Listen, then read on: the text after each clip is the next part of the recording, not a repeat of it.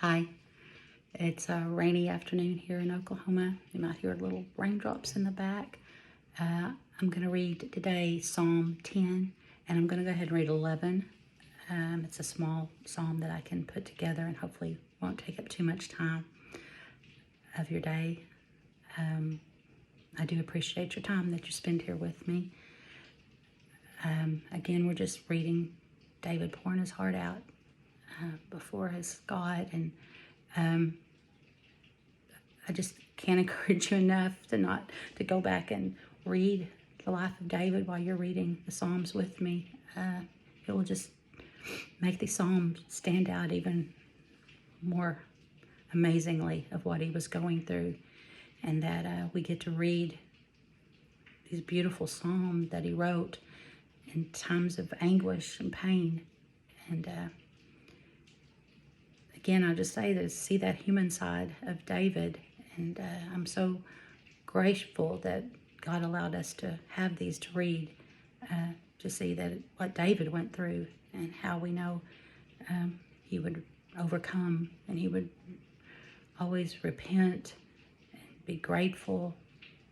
They're just so beautiful to read, and yeah, some of them are sad because it was sad times, but we know sad times, and it just helps. So let's read chapter 10 here, please, and just read along with me.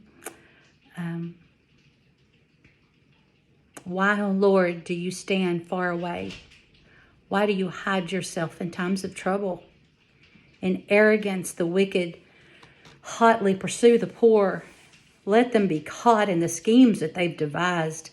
For the wicked boast of the desires of his soul, and the one greedy for gain curses and renounces the Lord. In the pride of his face, the wicked does not seek him. All his thoughts are, there is no God.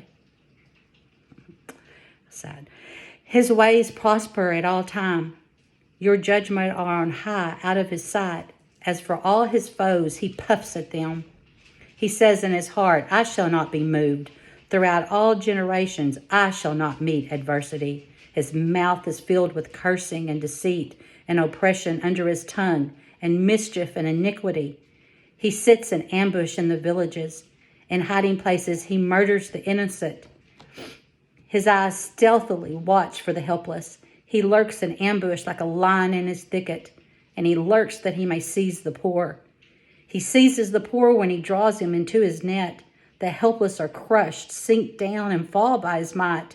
He says in his heart, God has forgotten. He's hidden his face. He will never see it. Oh, arise, O Lord. O God, lift up your hand. Forget not the afflicted.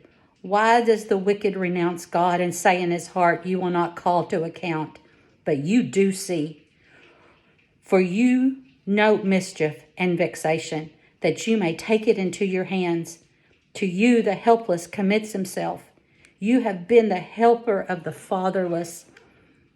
Break the arm of the wicked and evildoer. Call his wickedness to account till you find none.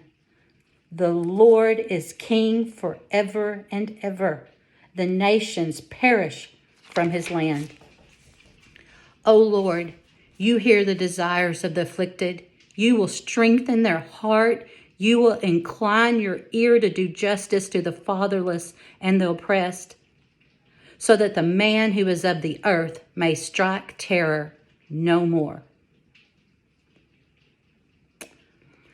Chapter 11. In the Lord I take refuge. How can you say to my soul, flee like a bird to your mountain? For behold, the wicked bend the bow. They've fitted their arrow to the string to shoot in the dark at the upright in heart. If the foundations are destroyed, what can the righteous do? The Lord is in his holy temple. The Lord's throne is in heaven. His eyes sees, his eyelids test the children of man. The Lord tests the righteous, but his soul hates the wicked and the one who loves violence. Let him rain coals on the wicked. Fire and sulfur and a scorching wind shall be the portion of their cup. For the Lord is righteous. He loves righteous deeds. The upright shall behold his face. Wow. I'm going to read that one more time. The last verse. For the Lord is righteous.